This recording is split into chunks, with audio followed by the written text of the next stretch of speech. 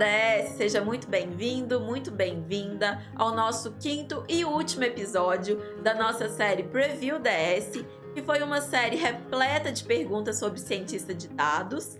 E para responder as nossas últimas perguntas, eu vou chamar ele, Fígaro. Fígaro, seja muito bem-vindo. Hoje eu queria que você falasse para nós um pouco sobre a migração de carreira. Queria deixar a primeira pergunta. Quanto tempo demora a formação para a carreira de ciência de dados? Bom, a formação completa de um cientista de dados mesmo, Sabrina, ela nunca acontece, tá?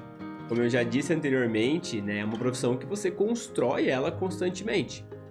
Mas a formação mínima necessária para você entrar no mercado como cientista de dados júnior, aí sim ela existe e demora em média 10 meses, tá?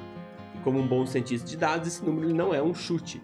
Ele vem da análise de dados que eu fiz dos alunos empregados pela comunidade DS. Então esse número é a média de tempo que os meus 120 alunos levaram para poder entrar no mercado como cientista de dados júnior. Alguns conseguiram em muito menos tempo, outros conseguiram em mais tempo, mas a média para você entrar no mercado é realmente 10 meses. Bom? A próxima pergunta é: a pessoa pode continuar atuando na mesma empresa que ela já trabalha, mas agora como um cientista de dados? Ótima pergunta, Sabrina. Alguns dos meus alunos eles conseguiram mudar de carreira dentro da própria empresa. Eles aprenderam como resolver problemas de negócio, com as ferramentas da ciência de dados, construíram seus projetos de portfólio, mostraram isso para os seus superiores, para as pessoas de outras áreas. Em alguns casos, as pessoas elas mudaram para o time de dados da própria empresa, então a empresa ela tem um time de dados e a pessoa fez essa migração da área dela para a área de dados. Em outros casos, a empresa ela viu tanto valor na ciência de dados como solução de problemas que essa empresa ela criou uma área e o aluno foi o primeiro a ser contratado para essa área. Depois eles contrataram outras pessoas do mercado, mas a área ela se deu pelo aluno que mostrou quanto de valor consegue gerar a partir dos dados, analisando os dados com as ferramentas da ciência. Então, para responder sua pergunta mais diretamente, sim, existem casos onde a pessoa fez a mudança de carreira dentro da própria empresa. A empresa já tem uma área de dados, essa pessoa migrou para a área de dados da empresa. Se essa empresa não tem área de dados ainda, em algumas vezes o aluno começou essa área de dados dentro. Como são os processos seletivos de ciência de dados? O que o profissional precisa fazer para chamar a atenção das empresas? Eu vou dividir a resposta dessa pergunta, Sabrina, em duas partes. Primeiro eu vou falar então das etapas do processo seletivo para cientista de dados, depois eu falo o que chama a atenção profissionais. O processo seletivo de cientista de dados, ele geralmente tem 5 etapas. Tá? Obviamente varia de empresa para empresa, mas no geral são 5 etapas. Então a primeira etapa ela é uma ligação. Tem a avaliação do currículo, depois tem uma ligação. E essa ligação ela tem o objetivo de conhecer a pessoa e conhecer as experiências dessa pessoa. Nessa ligação, o recrutador vai tentar identificar o que essa pessoa está estudando, quais são as experiências de projeto que ela já passou, será que ela tem um portfólio de projetos, o que ela está estudando, onde ela trabalhou, quais os principais resultados que ela teve na carreira atual dela. Então esse é o primeiro objetivo, é entender realmente se aquele profissional pode ser um bom profissional. Uma vez identificado isso, tem uma segunda etapa que é a etapa do case técnico, onde a empresa ela cria um problema de negócio muito parecido com o que ela resolve. Ela fornece alguns dados, a maioria dos dados são dados que são modificados para não poder publicar dados, não dar dados públicos para o candidato. Esse candidato ele tem 7 dias úteis para construir uma solução do jeito que ele acha que deve, com a ferramenta que ele acha que deve, a maneira que ele acha que é a melhor maneira e construir realmente a solução desse projeto.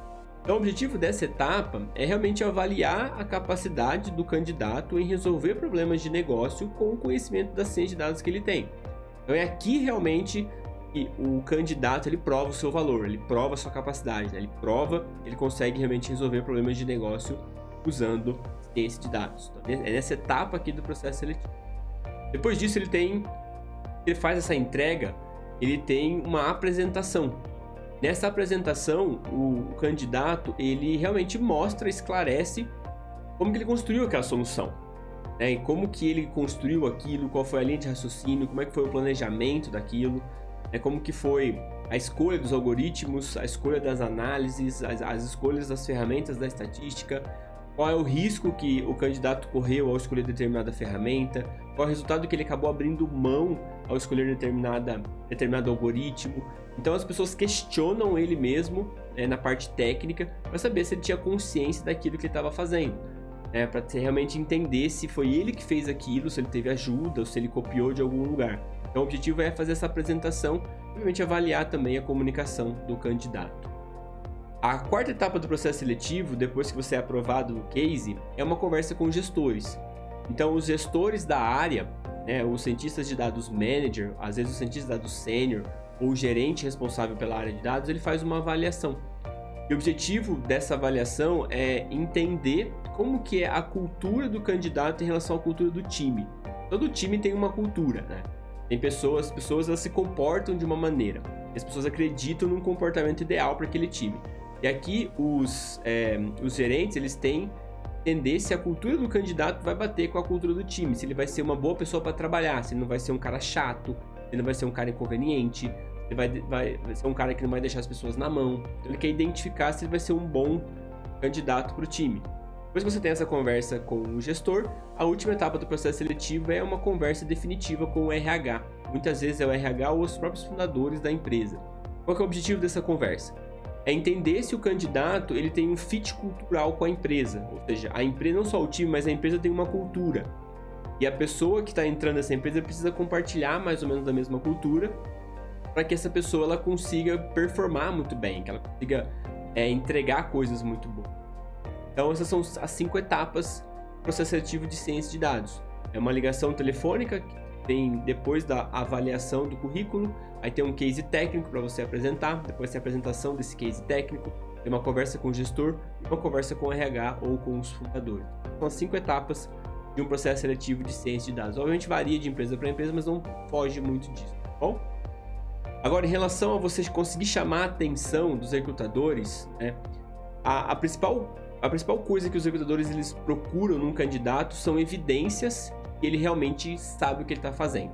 Isso quer dizer, Megan, quando o candidato ele envia um currículo, né, qual que é a evidência que o recrutador tem que aquele candidato sabe sobre ciência de dados? Bom, são algumas linhas escritas naquele currículo, de onde ele trabalhou, né, onde ele se formou, os diplomas que ele teve, que são algumas evidências.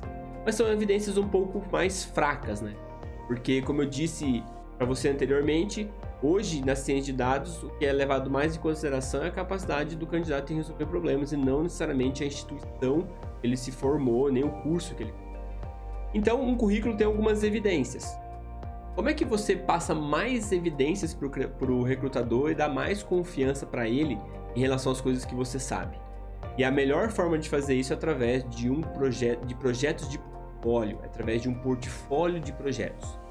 Né? Muitas profissões já têm isso como quase que obrigatório. Então, por exemplo, designers, pessoas que fazem coisas visuais, elas têm que ter um portfólio, porque é lá que elas mostram trabalhos anteriores que elas fizeram.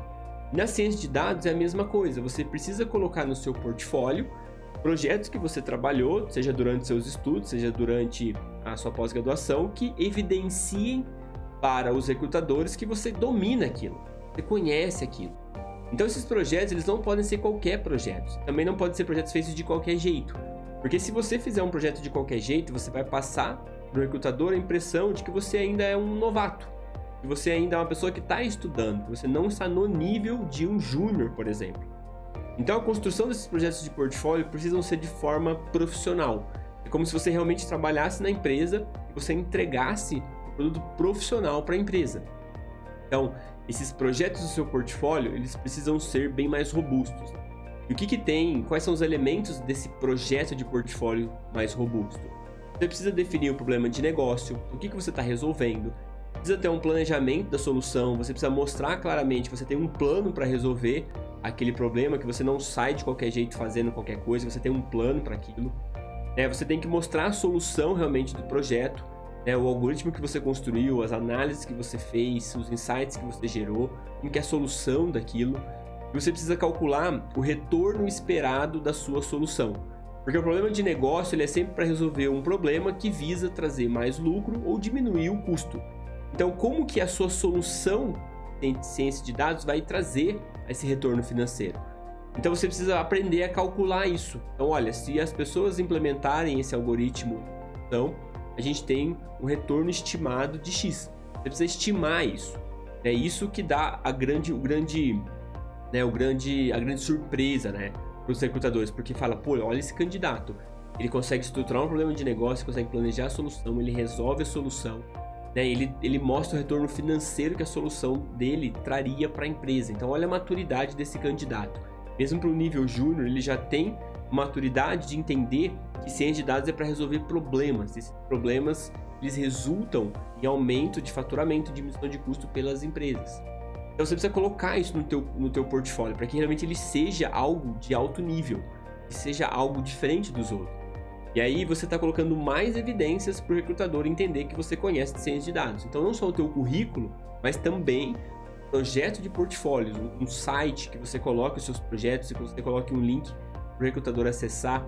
Nesse site tem os projetos, você tem tudo bem descrito, né, nesses passos que eu contei para você dar mais evidências para o recrutador que você conhece aquilo.